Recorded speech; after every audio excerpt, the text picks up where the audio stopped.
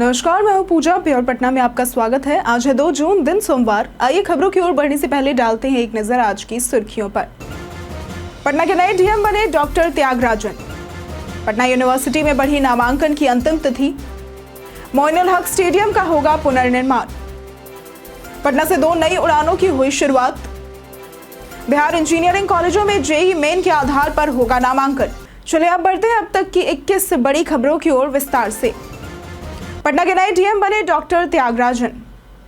Doctor Tyagarajan SM को पटना का नया डीएम नियुक्त किया गया है, जबकि पूर्व डीएम डॉक्टर चंद्रशेखर सिंह को प्रमोट कर पटना प्रमंडल का कमिश्नर बनाया गया है। डॉक्टर त्यागराजन 2011 बैच के बिहार कैडर के आईएएस है, जो मूल रूप से तमिलनाडु के कोयम्बटूर के रहने वाले हैं। एमबीबीएस करने के बाद उन्होंने सिविल सेवा में प्रवेश लिया। पहले आईपीएस बने, फिर 2011 में दोबारा यूपीएससी पास कर आईएएस बने। पूर्णिया से प्रशासनिक करियर की शुरुआत कर नालंदा, दरभंगा और गया के डीएम रह चुके हैं। गया जी में जल संरक्षण और कौशल विकास में उल्लेखनीय कार्यों के लिए उन्हें राष्ट्रीय सम्मान मिले हैं। अब उन्हें पटना जैसे अहम जिले की जिम्मेदारी दी गई है। पटना यूनिवर्सिटी में बढ़ी नामांकन की तिथि। पटना विश्वविद्यालय में स्नातक यानी कि बीए, बीएससी, बीकॉम और वोकेशनल कोर्स में नामांकन के लिए आवेदन की अंतिम तिथि 5 जून तक बढ़ा दी गई है। ये निर्णय खासकर सीबीएसई और बिहार बोर्ड के छात्रों को ध्यान में रखते हुए लिया गया है। इंटर कंपार्टमेंटल परीक्षा में सफल होने वाले विद्यार्थियों को भी अब आवेदन का अवसर मिला है, जो पहले चूक गए थे। विश्वविद्यालय ने यह आखिरी मौका दिया है ताकि अधिक से अधिक योग्य छात्र आवेदन कर सके। अब तक लगभग 10,000 छात्र दाखिले के लिए आवेदन कर चुके हैं। आवेदन की तिथि बढ़ाए जाने की जानकारी पटना विश्वविद्यालय के मीडिया प्रभारी प्रोफेसर अनिल कुमार ने दी है। 28 जून को होगा पंचायत चुनाव। खुसरोपुर, नौबतपुर और विक्रम नगर पंचायत के चुनाव 28 जून को होंगे, जबकि मतगणना 30 जून को होगी। चुनाव की प्रक्रिया 28 मई से शुरू हुई है, जिसमें नामांकन 5 जून तक चलेगा। स्क्रूटनी 6 से 9 जून तक होगी। नाम वापसी 10 जून को होगी और अंतिम उम्मीदवार सूची व प्रतीक चिन्ह आवंटन 13 जून को किया जाएगा। जिला निर्वाचन पदाधिकारी डॉक्टर चंद्रशेखर सिंह ने चुनाव संचालन के लिए कई कोषांग और वरीय नोडल पदाधिकारी बनाए हैं। कार्मिक, मतपत्र, मतगणना, ईवीएम, वाहन, प्रशिक्षण सामग्री, विधि व्यवस्था, मीडिया, कंप्यूटराइजेशन, मतदाता सूची और शिकायत अनुश्रवण सहित विभिन्न विभागों के लिए जिम्मेदारियां तय की गई हैं। समस्त कोषांग चुनाव के सुचारू संचालन को सुनिश्चित करेंगे। पटना के मोइनुल हक स्टेडियम का होगा पुनर्निर्माण। बिहार सरकार खेल अवसंरचना को बढ़ावा देने के लिए कई प्रयास कर रही है, जिनमें प्रमुख है पटना स्थित मोइनुल हक स्टेडियम का पुनर्निर्माण। इसके लिए बीसीसीआई के साथ एमओयू साइन किया गया है और काम की मासिक समीक्षा हो रही है। स्टेडियम के कायाकल्प से राज्य को अंतर्राष्ट्रीय स्तर की खेल सुविधाएं मिलेंगी। इसके अलावा पंचायत स्तर से लेकर प्रमंडलीय मुख्यालयों तक खेल मैदान, आउटडोर स्टेडियम और स्पोर्ट्स क्लब बनाए जा रहे हैं। खेलो इंडिया के तहत 930 करोड़ से अधिक के प्रस्ताव भेजे गए हैं। साथ ही मशाल 2024 अभियान के तहत लाखों बच्चों की प्रतिभा खोजी जा रही है और राजगीर में स्पोर्ट्स यूनिवर्सिटी और आधुनिक अकेडमी की स्थापना भी की गई है। पटना से 2 नई उड़ानों की हुई शुरुआत। पटना एयरपोर्ट से एयर इंडिया एक्सप्रेस की 2 नई उड़ानें शुरू हुई हैं। गुवाहाटी और हैदराबाद के लिए दोनों विमानों में 180 सीटें हैं, जिनमें 4-4 सीटें बिजनेस क्लास की हैं। इससे एयर इंडिया एक्सप्रेस की कुल उड़ानों की संख्या 9 से बढ़कर 11 हो जाएगी। गुवाहाटी के लिए फ्लाइट पटना से शाम 3:45 पर रवाना होकर 5:20 पर पहुंचेगी, जबकि वापसी में फ्लाइट शाम 6:20 पर उड़कर रात 8 बजे पटना आएगी। हैदराबाद के लिए फ्लाइट रात 9 बजे पटना से रवाना होकर 11:55 पर पहुंचेगी और वापसी फ्लाइट दोपहर 12:10 से उड़कर 2:55 पर पटना पहुंचेगी। बिहार इंजीनियरिंग कॉलेजों में जेईई मेन के आधार पर होगा नामांकन।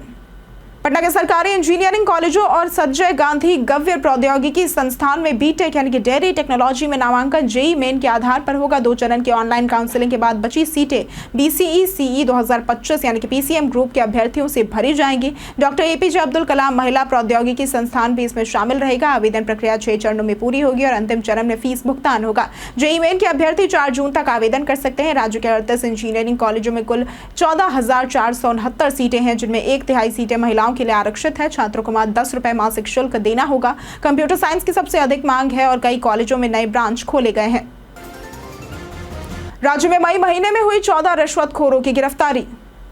बिहार सरकार ने भ्रष्टाचार के खिलाफ सख्ती बढ़ा दी है। पुलिस थाना, अस्पताल, प्रखंड, अंचल जैसे जनता से जुड़े दफ्तरों के भ्रष्ट कर्मी अब जांच एजेंसियों के निशाने पर है। मुख्यमंत्री नीतीश कुमार के निर्देश पर विशेष निगरानी इकाई यानी कि एसवीओ, निगरानी अन्वेषण ब्यूरो और आर्थिक अपराध इकाई तेजी से कार्रवाई कर रही है। मई 2025 में ही 14 अधिकारी रिश्वत लेते रंगे हाथ पकड़े गए। पुलिस, शिक्षा, राजस्व, बीडीओ, कार्यालय, अस्पताल और अंचल से जुड़ी गिरफ्तारियां हुई हैं। इस साल अब तक निगरानी में 32 और एसवीओ में 9 केस दर्ज हुए, जो पिछले साल से कहीं ज्यादा अधिक है। एसवीओ ने करोड़ों की अवैध संपत्ति भी जब्त की है। है। शिकायतें SVU 9431800122 या निगरानी ब्यूरो के नंबर 0612221544 पर की जा सकती है। पटना एयरपोर्ट के नए टर्मिनल से फ्लाइट लेने के आसान रास्ते। पटना एयरपोर्ट का नया टर्मिनल G+1 स्ट्रक्चर में बना है, जहां फ्लाइट पकड़ने के लिए यात्रियों को पहले तल पर जाना होगा। इसके लिए 2 रास्ते हैं, या तो 750 वाहनों की क्षमता वाली मल्टी लेवल पार्किंग से होकर सीधे एंट्री गेट तक जाएं, या फिर एयरपोर्ट परिसर में घुसते ही लेफ्ट रैंप से ऊपर चढ़ जाएं। गेट पर यात्रियों को उतारने के बाद वाहन दूसरा रैंप लेकर नीचे उतर जाएंगे, या तो बाहर निकलेंगे या पार्किंग में चले जाएंगे। ग्राउंड फ्लोर से बाहर निकलने के लिए 4 गेट है, जबकि पहले तल से फ्लाइट बोर्डिंग के लिए 8 गेट बनाए गए हैं। यात्रियों की सुविधा के लिए 15 लिफ्ट और 4 एस्केलेटर भी लगाए गए हैं। बिहटा में उद्योगों का हो रहा विस्तार। पटना का बिहटा तेजी से एक प्रमुख औद्योगिक हब के रूप में उभर रहा है। सरकार की सुविधाओं और उद्यमियों की सक्रिय भागीदारी से यहां औद्योगिक विकास को बढ़ावा मिल रहा है। बता दें कि 25 मार्च 2025 को ही बिहटा में 3 नई औद्योगिक इकाइयों का उद्घाटन और 1 का शिलान्यास किया गया था। इसी दौरान डी वेगा ब्रांड, एंजल्स प्राइवेट लिमिटेड, आइन स्पाइरल और नमस्ते इंडिया NIF प्राइवेट लिमिटेड जैसी कंपनियों की शुरुआत हुई है। इन इकाइयों में करोड़ों रुपए का निवेश हो रहा है और करीब 800 लोगों को रोजगार मिलने की संभावना है। बिहटा का यह औद्योगिक विकास बिहार की अर्थव्यवस्था को मजबूती देगा और युवाओं के लिए रोजगार के नए अवसर पैदा करेगा। पटना पायरेट्स ने 14 खिलाड़ी किए रिलीज। पटना पायरेट्स ने प्रो कबड्डी लीग सीजन 12 के ऑक्शन से पहले 7 खिलाड़ियों को रिटेन किया है, जिसमें हामिद, मिजई, नादेर, त्यागराजन, युवराज, सुधाकर, M आयान, नवदीप, दीपक और साहिल पाटिल शामिल है। वहीं टीम ने 14 खिलाड़ियों को रिलीज किया है, जिसमें प्रमुख रेडर देवांग दलाल भी है, जिन्होंने पिछले सीजन में 301 रेड पॉइंट हासिल किए थे। पटना पिछले सीजन के फाइनल में हरियाणा स्टीलर्स से हार गई थी। बता दें कि ऑक्शन में खिलाड़ी 4 कैटेगरी A, B, C और D में बटे हैं। पहले दिन पटना में 4 खिलाड़ियों पर बोली लगाई गई, जिसमें अंकित जागलान 1.573 करोड़ में खरीदे गए। टीम 5 करोड़ की पर्स मनी के साथ मजबूत स्क्वाड बनाने की तैयारी में है। पटना को बारिश से नहीं मिली राहत, गर्मी अब भी बरकरार। बिहार के मौसम में 2 तरह की स्थिति बनी हुई है। कुछ जिलों में बारिश हो रही है तो कुछ जगहों पर उमस भरी गर्मी बनी हुई है। मौसम विभाग ने 13 जिलों में बारिश और तेज हवा 40 किलोमीटर प्रति घंटे के साथ येलो अलर्ट जारी किया है। हालांकि पटना में फिलहाल बारिश की संभावना नहीं है। यहाँ बादलों की आवाजाही बनी रहेगी, लेकिन लोगों को उमस वाली गर्मी से राहत नहीं मिलेगी। पिछले 24 घंटे में पटना सहित कई जिलों में शाम को हल्की बारिश हुई, लेकिन उससे गर्मी में कोई खास कमी नहीं आई है। राजधानी में तापमान और नमी के स्तर के कारण लोग असहज महसूस कर रहे हैं और आने वाले दिनों में भी ऐसी स्थिति बनी रह सकती है। पटना पर्यटन में आज बात होगी गांधी संग्रहालय की। गांधी स्मारक संग्रहालय पटना में स्थित महात्मा गांधी के जीवन सिद्धांतों और बिहार में उनके स्वतंत्रता संग्राम के योगदान को प्रदर्शित करता है। 1948 में गांधी की हत्या के बाद देश भर के नागरिकों के सहयोग से महात्मा गांधी राष्ट्रीय स्मारक ट्रस्ट की स्थापना हुई। 1967 में यह संग्रहालय गांधी मैदान के पास स्थापित किया गया और 1971 में यह स्वायत्त संस्था बन गई। संग्रहालय में गांधी जी की तस्वीरें, पेंटिंग्स, मूर्तियां, पांडुलिपियां और उदाहरण है जो उनके जीवन की प्रमुख घटनाओं को दर्शाते हैं। यहाँ उनके बचपन की तस्वीरें, शमशान ले जाने के दृश्य और उनके कमरे की प्रतिकृति भी है। साथ ही एक पुस्तकालय भी मौजूद है, जिसमें गांधी जी से संबंधित पुस्तकों, पत्रिकाओं और ऑडियो वीडियो सामग्री का समृद्ध संग्रह मौजूद है। पटना के फेमस पर्सनालिटी में आज बात होगी आर्यभट्ट की। आर्यभट्ट प्राचीन भारत के महान गणितज्ञ और ज्योतिषविद थे। उनका जन्म स्थान विवादित है, लेकिन अधिकांश मान्यताओं के अनुसार वे बिहार के प्राचीन पटना, जिसे कुसुमपुर भी कहा जाता था, उसके निकट ही जन्मे थे। पटना के पास कुसुमपुर में उन्होंने अपनी महत्वपूर्ण रचनाएं पूरी की हैं। आर्यभट्टीय ग्रंथ में उन्होंने गणित और ज्योतिष के कई सिद्धांत दिए, जिनसे भारतीय विज्ञान को बड़ा योगदान मिला। भास्कर प्रथम ने भी कुसुमपुरा को पाटलिपुत्र यानी आधुनिक पटना के रूप में पहचाना था। वे गुप्त काल के अंतिम समय में यहाँ रहे, जब भारत स्वर्णिम युग से गुजर रहा था। आर्यभट्ट के कार्यों ने गणित और खगोल शास्त्र में अमूल्य योगदान दिया है, जैसे कि शून्य का उपयोग और पाई के मान की सही गणना। स्मार्टफोन में काम नहीं कर रहा इंटरनेट, अपना ये तरीका। सबसे पहले सेटिंग्स में जाएं, फिर मोबाइल नेटवर्क पर क्लिक करें। एक्सेस पॉइंट में नेम्स पर जाकर रीसेट टू डिफॉल्ट करें। डेटा लिमिट चेक करें। सेटिंग्स में डेटा यूजेज और डेटा वार्निंग से लिमिट में जाकर लिमिट ऑफ या बढ़ा सकते हैं। सिम स्लॉट भी बदल कर देख सकते हैं। इंटरनेट वाली सिम को दूसरे स्लॉट में डालकर टेस्ट कर सकते हैं। इसके अलावा VPN या फिर एड ब्लॉकर बंद कर सकते हैं, जिसके लिए आपको सेटिंग्स में जाकर नेटवर्क पर क्लिक करना होगा। उसके बाद आपको VPN से VPN डिसेबल करना होगा और आईफोन में एड ब्लॉकर ऐप चेक करना होगा। इसके अलावा बैकग्राउंड डेटा भी ऑन कर सकते हैं, जिसके लिए आपको सेटिंग्स में जाकर ऐप्स पर क्लिक करना होगा। उसके बाद डेटा यूसेज में जाकर बैकग्राउंड डेटा ऑन करना होगा। लोन टीम का सदस्य बताकर पटना में हुई लाखों की ठगी। बिहार में 3 अलग अलग साइबर ठगी के मामलों में लाखों की ठगी हुई है। एक युवक ने लोन ऐप से 65,000 रुपए लिए, लेकिन अगली ही शाम ठगों ने खुद को लोन टीम का सदस्य बताकर लिंक भेजा और खाते से 55,000 रुपए निकाल लिए। दूसरी घटना में दुल्हन बाजार की महिला ने बैंक हेल्पलाइन पर कॉल किया, जहां OTP साझा करने पर उसके खाते से 70,000 रुपए उड़ गए। तीसरे केस में बेउर निवासी युवक को बिजली विभाग का कर्मचारी बनकर ठग ने कॉल किया और ऐप डाउनलोड कराकर मोबाइल हैक कर लिया। उसके खाते से 98,000 रुपए निकाल लिए गए। तीनों मामलों में पीड़ितों की शिकायत पर साइबर थाना जांच में जुट गई है। साई सुदर्शन बने IPL के हीरो।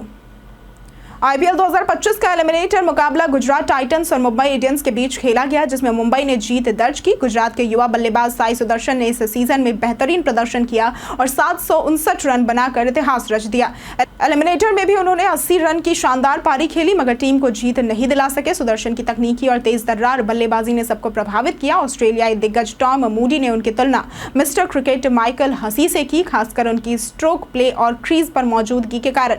23 वर्षीय सुदर्शन IPL के एक सीजन में 700 प्लस रन बनाने वाले सबसे युवा खिलाड़ी बन गए हैं और क्रिकेट जगत में उनकी तारीफें भी हो रही है। कांग्रेस ने चुनाव से पहले लॉन्च किया संविधान लीडरशिप प्रोग्राम। बिहार विधानसभा चुनाव से पहले कांग्रेस ने संविधान लीडरशिप प्रोग्राम की शुरुआत की है, जिसका उद्देश्य पिछड़े, दलित, अल्पसंख्यक और EWS युवाओं को नेतृत्व के लिए तैयार करना है। इच्छुक उम्मीदवारों को ऑनलाइन फॉर्म भरना होगा, जिसमें व्यक्तिगत विवरण, जातीय जानकारी, सोशल मीडिया लिंक और अभियान में भागीदारी की सहमति शामिल होगी। ये पहल खासकर महिलाओं, दलितों और वंचित वर्गों को ध्यान में रखकर बनाई गई है। चयनित प्रतिभागी अपने क्षेत्रों में कम्युनिटी ऑर्गेनाइजर की भूमिका निभाएंगे और लोगों को सामाजिक राजनीतिक रूप से जागरूक करेंगे। फॉर्म में वर्तमान कार्य की जानकारी भी मांगी गई है, ताकि पहले से सक्रिय लोगों को जोड़ा जा सके। कांग्रेस इसे सामाजिक न्याय की दिशा में बड़ा कदम मान रही है। भाजपा ने संजय खंडेलिया को सौंपी पटना की कमान। भाजपा ने बिहार को 13 क्षेत्रों में बांटकर संगठनात्मक नियुक्तियां की हैं। पटना को राजनीतिक दृष्टिकोण से 3 हिस्सों में विभाजित किया गया है, जिसका प्रभारी संजय खंडेलिया और सह प्रभारी धनराज शर्मा को बनाया गया है। इसके अलावा लाजवंती झा को पटना के साथ साथ मुंगेर, बेगूसराय और नालंदा क्षेत्र का दायित्व सौंपा गया है। ये स्पष्ट संकेत है कि पटना को भाजपा ने रणनीतिक रूप से महत्वपूर्ण माना है और यहां संगठन को मजबूत करने के लिए 2 स्तरों पर नेतृत्व तय किया है। पूरे राज्य में मिथिला, तिरहुत, शाहाबाद, चंपारण, सारण, भागलपुर, कोशी और सीमांचल जैसे क्षेत्रों के लिए भी प्रभारी, महामंत्री, प्रभारी और सह प्रभारी की नियुक्तियां की गई है। कई कारणों से दर्ज है भारत के इतिहास में आज की तारीख। 2014 में आज के दिन तेलंगाना भारत का 29वां राज्य बना था। 1988 में 2 जून को ही बॉलीवुड के महान अभिनेता, डायरेक्टर, प्रोड्यूसर और शोमैन राज कपूर का निधन हुआ था। 1988 में आज के दिन भारतीय निर्माता, निर्देशक, अभिनेता राज कपूर का निधन हुआ था। 1978 में आज के दिन पद्म भूषण से सम्मानित भारत के प्रसिद्ध वैज्ञानिक प्राण कृष्ण पारिजा का निधन हुआ था। 1975 में विजयवाड़ा में भारत की पहली स्पंज आयरन परियोजना का उद्घाटन हुआ था। पटना में रिटायर्ड दंपत्ति से गन पॉइंट पर हुई लूटपाट। बिहार की राजधानी पटना के राजीव नगर थाना क्षेत्र के अभ्युदय नगर में शनिवार रात 2:30 बजे 6 नकाबपोश बदमाशों ने रिटायर्ड शिक्षिका और उनके पति को गन पॉइंट पर बंधक बना लूटपाट की वारदात को अंजाम दिया। पहले एक बदमाश ने घर का गेट खोला, फिर बाकी 5 अंदर दाखिल हो गए। उन्होंने बुजुर्ग दंपत्ति को बंदूक की नोक पर रखा और अलमारी तोड़कर करीब 6 लाख नगद और 10 लाख के गहने लूट ले गए। इस घटना से पुलिस महकमे में हड़कंप मच गया है। मौके पर पहुंची पुलिस DSP के नेतृत्व में छापेमारी कर रही है। घर का CCTV खराब होने के कारण आसपास के कैमरों से बदमाशों की पहचान की कोशिश की जा रही है। पुलिस ने पीड़ितों को सुरक्षा भी दी है। जाने बिहार के पंकज केसरी का कैसा रहा मल्टी लैंग्वेज करियर। बिहार के पंकज केसरी ने अपनी एक्टिंग की शुरुआत पटना के रंगमंच से की और मुंबई के थिएटर तथा एक म्यूजिक टीवी चैनल में एंकरिंग कर अपने हुनर को निखारा। वे भोजपुरी फिल्मों के सुपरस्टार हैं, जिन्होंने 45 से अधिक फिल्मों में मुख्य भूमिका निभाई है, जिनमें बकलोल दुल्हा, परिवार, विधाता जैसी हिट फिल्में शामिल है। बाद में उन्होंने तेलुगु और तमिल सिनेमा में भी अपनी पहचान बनाई। अब तक 19 साउथ इंडियन फिल्में रिलीज हो चुकी हैं और 5 की शूटिंग चल रही है। उस्ताद भगत सिंह में वे पवन कल्याण के साथ नजर आए थे। अब पंकज हिंदी फिल्मों और वेब सीरीज में भी अपना करियर आगे बढ़ा रहे हैं, जो युवाओं के लिए प्रेरणादायक है। बीते दिनों जिन्होंने हमारे वीडियो पे लाइक और कमेंट किया था, उनके नाम हैं मनोज दास, बबलू कुमार, अनूप कुमार और राकेश मिश्रा। इसी के साथ बढ़ते हैं आज के सवाल की ओर। आज का सवाल है, आपके क्षेत्र की यातायात व्यवस्था का क्या हाल है? आप अपना जवाब हमें हमारे कमेंट सेक्शन में लिखकर जरूर बताएं। आज के लिए सिर्फ इतना ही। पटना की तमाम खबरों के साथ बने रहने के लिए देखते रहें प्योर पटना। और साथ ही अगर आप YouTube चैनल पर देख रहे हैं तो चैनल को सब्सक्राइब करें और अगर आप Facebook पेज पर देख रहे हैं तो लाइक और फॉलो जरूर करें।